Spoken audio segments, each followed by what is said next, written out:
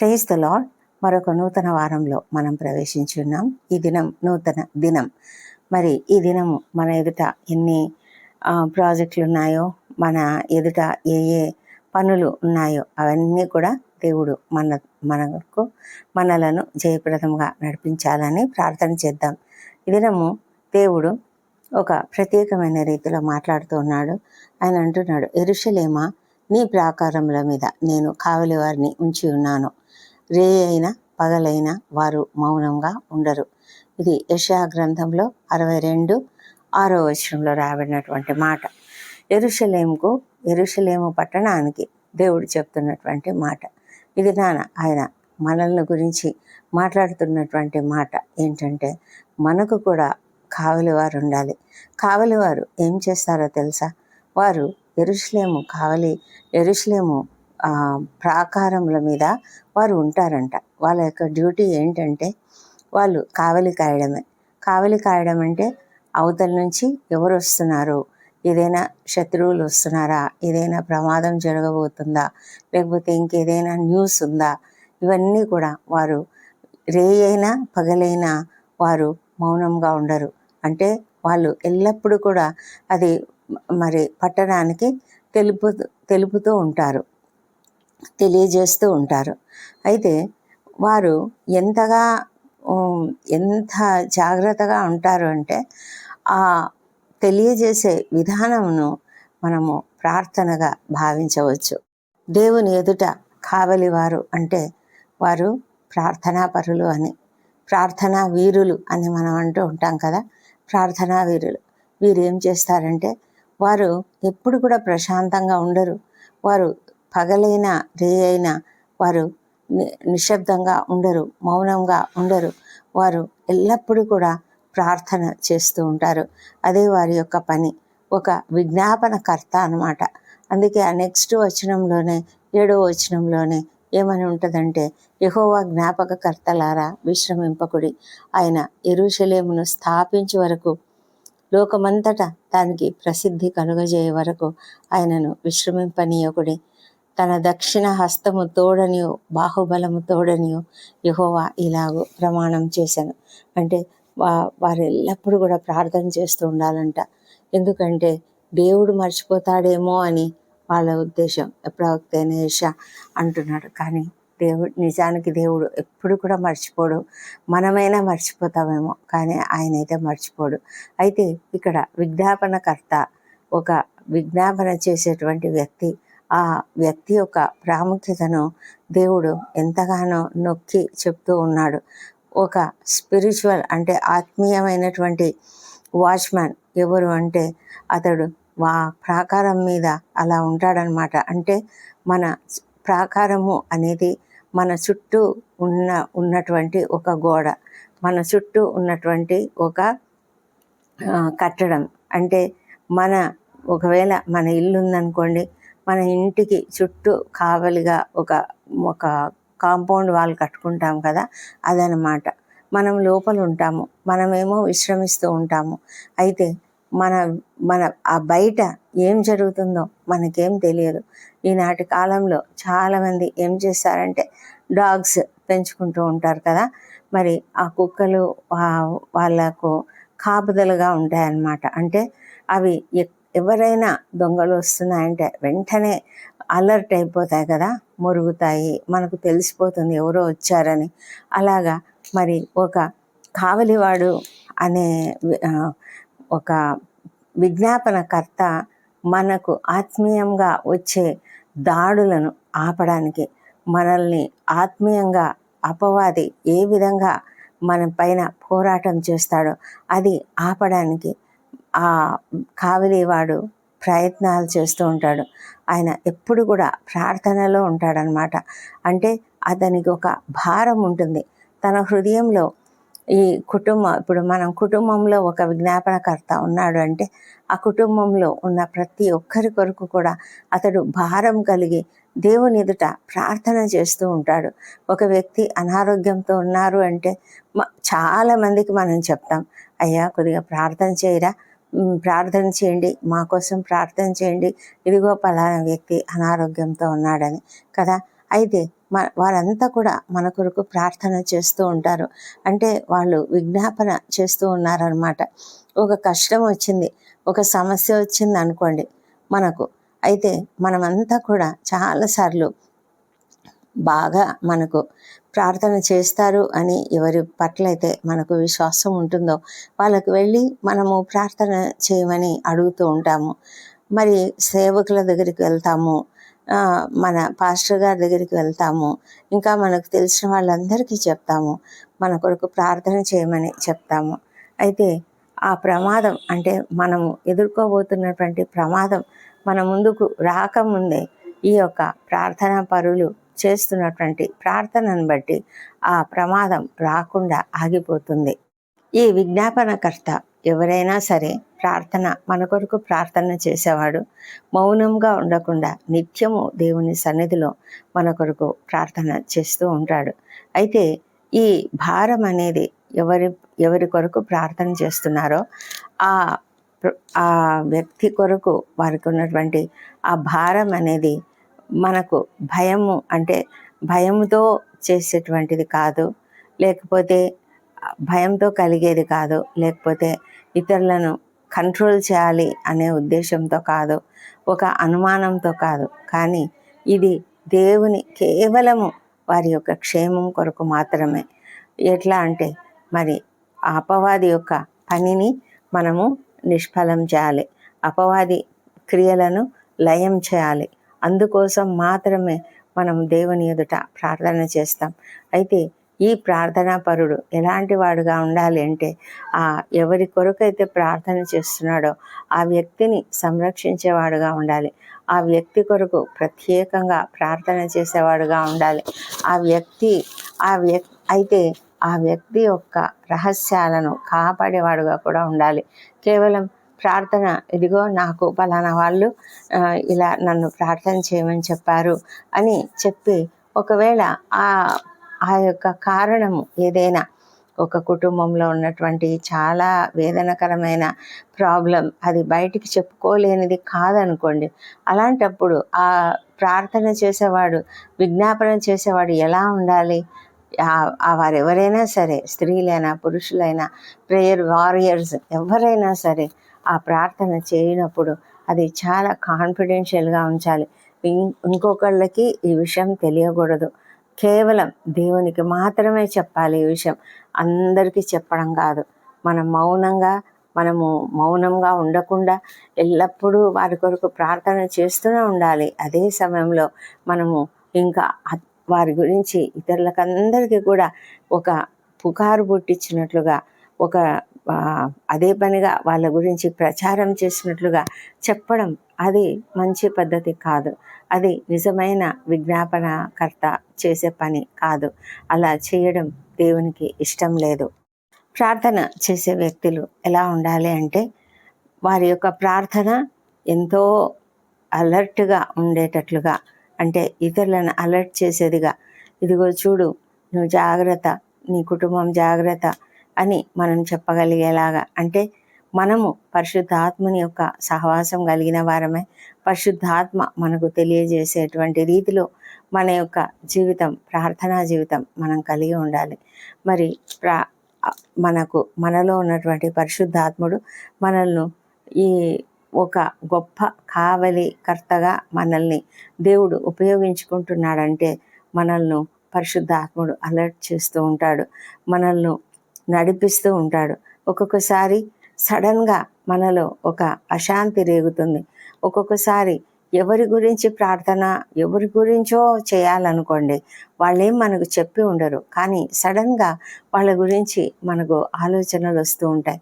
వాళ్ళ గురించి ఒకలాంటి దిగులు పుడుతూ ఉంటుంది. వాళ్ళ గురించి ఒకలాంటి ఒక విధమైన అంటే వాళ్ళు బాగలేరేమో, వాళ్ళు ఆరోగ్యం సరిగా లేదేమో, వాళ్ళ స్థితి బాగలేదేమో, వాళ్ళు ఏదో కష్టంలో ఉన్నారేమో అన్న ఫీలింగ్ని మనకు పరిశుద్ధాత్ముడు తెలియజేస్తూ ఉంటాడు. అలాంటప్పుడు మనం వెంటనే వారి కొరకు ప్రార్థన చేయాలి. ప్రాముఖ్యంగా రాత్రులు మనము పడుకునే సమయంలో ఒక్కొక్కసారి సడన్గా మెలకువ రావడం, మెలకువ వచ్చినప్పుడు మనకి ఎవరో ఒకరు గుర్తుకు రావడం, ఎవరో ప్రమాదంలో ఉన్నారనో లేకపోతే కష్టంలో ఉన్నారనో మనకు గుర్తుకొచ్చినట్లయితే మనం వెంటనే వారి కొరకు ప్రత్యేకంగా ప్రార్థన చేయాలి. అది ఏ కష్టమో మనకు తెలియకపోవచ్చు, కానీ మనం వారి కొరకు ప్రార్థన చేయాలని మనం తప్పకుండా నిర్ణయించుకొని మనం సమయం వెచ్చించి వారి కొరకు ప్రార్థన చేయాలి. ఇదే నిజమైనటువంటి విజ్ఞాపనకర్త చేసేటువంటి పని. అలాంటి పని దేవుడు మనకిస్తున్నాడు. ఎందుకంటే మనము దేవుని యందు విశ్వాసం కలిగి ఉన్నాం కదా. మరి ప్రేమ అనేది మనం కలిగి ఉన్నట్లయితే తప్పకుండా మనలో ఈ విజ్ఞాపన ప్రార్థన చేసే మనసు కూడా ఉంటుంది. అందుకే మనము చాలాసార్లు మనకు తెలియని వారి కొరకు మన కొలీగ్స్ కొరకు, మన మన బంధువులు కాకపోయినా, రక్త సంబంధికులు కాకపోయినా అనేకుల కొరకు ఎందుకు చేస్తాము అంటే మనలో ఉన్నటువంటి ప్రేమ వల్లనే. అయితే ఆ ప్రేమ వల్ల మనం చేసేటువంటి ఆ ప్రార్థన మనల్ని ఎంతగానో దేవునికి ప్రియమైన వారిగా ఉంచుతుంది. ఎందుకంటే మనము ఒక మధ్యవర్తిగా ఉన్నాం. ఆ వ్యక్తికి దేవునికి మధ్యలో మనము మధ్యవర్తిగా ఉన్నాం. అనేక మార్లు మనం చేసే ప్రార్థన వల్ల ఎంతోమంది మేలు పొందుతారు, ఎంతోమంది ప్రమాదంలో పడకుండా కాపాడబడతారు, ఎంతోమంది ఆరోగ్యాలు బాగుపడతాయి. ఇవన్నీ ఎందుకు జరుగుతాయి అంటే మనము నిజంగా దేవుని యందు విశ్వాసం ఉంచి మనము దేవుని పైన పూర్తిగా నమ్మకం కలిగినటువంటి నిజమైన పూర్ణ హృదయంతో ఆయన దగ్గరికి మనము తీసుకువెళ్తాము, మన సమస్యలను తీసుకువెళ్తాం. అందుకే మన ప్రార్థనలు అంతగా ప్రాముఖ్యమైనవిగా ఉన్నాయి. కాబట్టి దేవుడు కూడా మనల్ని యాక్సెప్ట్ చేస్తున్నాడు. అంటే ఒక విజ్ఞాపనకర్తగా మనలను యాక్సెప్ట్ చేస్తున్నాడు. మనము ఆ విధమైనటువంటి గొప్ప అది ఒక పరిచర్య. అది కూడా ఒక దేవుని కొరకు మనం చేసేటువంటి పరిచర్యగా మనము గ్రహించి ఆ యొక్క పరిచర్యను ఎంతో జాగ్రత్తగా తప్పకుండా నెరవేర్చేవారుగా మనం ఉండడానికి దేవుడు మనకు కృప చూపించునుగాక. మనము ఆ విధమైనటువంటి కృప, ఆ విధమైనటువంటి ప్రేమ ఇతరుల పట్ల కలిగి మనము విజ్ఞాపనకర్తలుగా ఉందామా? దేవుడు ఈ కృపావార్తను దీవించునుగాక. పరిశుద్ధుడైన దేవ, సర్వశక్తిమంతుడా, నీకు వందనములు. అవును ప్రభా, విజ్ఞాపనకర్తగా ఉండాలని మాకెంతో ఇష్టము. అవును తండ్రి, అనేకుల కొరకు ప్రార్థన చేయాలని, అనేక సమస్యలు ఎదుర్కొంటున్నటువంటి వారు మా బంధువులు, మిత్రులు, స్నేహితులు, మా కొలీగ్స్, మా ఇరుగు పొరుగు వారు ఎంతోమంది ఉన్నారు ప్రభా. అనేక సార్లు మేము కొంతమంది మా జీవితాలలో తారసపడుతూ ఉంటారు. వారు కూడా వాళ్ళ యొక్క సమస్యలు చెప్తూ ఉంటారు. అలాంటప్పుడు తండ్రి, మేము వారి కొరకు ప్రార్థన చేసే మనసు మాకు అనుగ్రహించండి ప్రభా. మీరు మమ్మలను విజ్ఞాపనకర్త అనే ఒక పరిచర్య మాకు అప్పగించినందుకై నీకు వేలాది వేల స్తోత్రములు తండ్రి. మా సమయాన్ని తప్పకుండా మేము ఏర్పాటు చేసుకొని ఆ విధంగా ప్రతి ఒక్కరి కొరకు ప్రార్థనలు చేసుకునేలాగా మాకు సహాయం చేయండి ప్రభా. మాకు ఒక మంచి అలవాటును దయచేయండి. మేము ఒక పుస్తకంలో వారి యొక్క పేర్లు రాసుకొని, ఎవరైతే మమ్మల్ని చాలాసార్లు అడుగుతూ ఉంటారు మా కొరకు ప్రార్థన చేయండి అని అడిగిన వారందరి పేర్లని మేము రాసుకొని ప్రతి ఒక్కరి కొరకు కూడా ప్రార్థించడానికి మాకు సహాయం చేయండి తండ్రి. మా తండ్రి దేవా, మా ప్రార్థనలు మీరు వింటారని మేము నమ్ముతున్నాం. ఎందుకంటే మీరే వాగ్దానం ఇచ్చి ఉన్నారు. ఎవరు లేరా, మధ్యవర్తి ఎవరూ లేరా, బండ సందులో ఉండి మరి కాపాడే వారు ఎవరూ లేరా అని మీరు యెహెజ్కేలు గ్రంథంలో కూడా అడిగిన ఆ పరిస్థితి ఉన్నది. మా ప్రభా, కావలి వారిని నీవు నియమించి ఉన్నావు ప్రభా, ప్రాకారం మీద కావలి వారిని నియమించినావు అని చెప్తున్నావు కదా మా తండ్రి. అలాంటి గొప్ప పరిచర్యను మీరు మాకు ఇస్తున్నందుకే నీకు వందనములు చెల్లించుకుంటున్నాం. అయితే ప్రభా, మేము విశ్రమింపకుండా ఎల్లప్పుడూ కూడా తండ్రి, ఎవరి పరిస్థితి అయినా బాగుపడే వరకు మేము ప్రార్థించినట్లుగా సహాయం చేయండి. ఎంతోమంది సంతానం కొరకు అడుగుతున్నారు ప్రభా, వారి కొరకు మేము ప్రార్థిస్తున్నాము. అలాగే అప్పుల సమస్యతో, ఆర్థిక ఇబ్బందులతో, దిగులు పడుతూ కృంగిపోతూ ఉన్న వారు ఉన్నారు, వారి కొరకు ప్రార్థిస్తున్నాము. అదేవిధంగా ప్రభా, వివాహములు కుదరని వారి కొరకు ప్రార్థిస్తున్నాము తండ్రి. బిజినెస్ సరిగా జరగడం లేదని ఎంతమంది అయితే కృంగిపోతున్నారో వారి కొరకు ప్రార్థన చేస్తున్నాం. కుటుంబాలలో కలతలు అనేక రకాల మనస్పర్ధలు, వాటితో కుటుంబంలో శాంతి లేని పరిస్థితిలో ఉన్న వారి కొరకు కూడా మేము ప్రార్థిస్తున్నాం. అనారోగ్యంతో ఉన్న వారి కొరకు ప్రార్థిస్తున్నాం నాయన. ప్రభా, అనుదినము తండ్రి మేము విజ్ఞాపన ప్రార్థనలు చేస్తున్నాం తండ్రి. మీరు మా ప్రార్థనలు అంగీకరిస్తున్నందుకే నీకు వేలాది వేల స్తోత్రములు. మా తండ్రి దేవా, ఏ కుటుంబంలో ఏ సమస్య ఉన్నదో మాకు తెలియకపోయినా మేము ప్రార్థన చేస్తూ ఉన్నాం. ఒక్కొక్కసారి మాకు తెలియకపోవచ్చు తండ్రి. ఏ భయంకరమైన స్థితిలో ఎవరున్నా కూడా ఆ పరిస్థితిని అంతటిని కూడా మీరు సరిచేయమని మేము ప్రార్థన చేస్తున్నాం. ఇదిగో తండ్రి, ఈ ప్రార్థనలో ఏకీభవించిన ప్రతి ఒక్కరిని కూడా దీవించమని మేము నిన్ను బ్రతిమాలుతున్నాం. ఎవరు వారు మనసు విప్పి తమ కొన్ని చెప్పుకోలేని సమస్యలు ఉంటాయి. ఆ చెప్పుకోలేని సమస్యలు వారు మాకు చెప్పకపోవచ్చు, కానీ ప్రభా, ఈ ప్రార్థనలో ఏకీభవిస్తున్నప్పుడు వారు కూడా ఏకీభవించి ప్రార్థిస్తే తండ్రి ప్రభా, ఆ సమస్యలు నీ ఎదుటికి చేరుతాయి. దేవా, మేము ఆ విధంగా ప్రార్థించినట్లుగా మా హృదయాలను మీరు ప్రేరేపించమని ప్రార్థిస్తున్నాం తండ్రి. దేవా ప్రభా, మేము ప్రార్థించినప్పుడు తండ్రి నిజంగా మమ్మల్ని చెప్పుకోలేని సమస్యలు ఏవైనా మాకు చెప్పి ఉన్న వాళ్ళు ఎవరైనా ఉన్నట్లయితే వాటిని గురించి దానిని ఇతరులకు చెప్పకుండా మరి మేము కాన్ఫిడెన్షియల్గా వారి కొరకు కూడా ప్రార్థించడానికి మాకు సహాయం చేయండి. మా హృదయంలో నాయనా ప్రభా అలాంటి ఒక మంచి రహస్యాలను దాచే ఒక మంచి మనసును మాకు అనుగ్రహించండి ప్రభా. నాయన, మేము విజ్ఞాపనలు చేసేవారంగా ఉన్నాము అంటే మేము గాసిప్లు మాట్లాడేవారిగా ఉండకూడదు, ఎప్పటికీ కూడా ఉండకూడదు.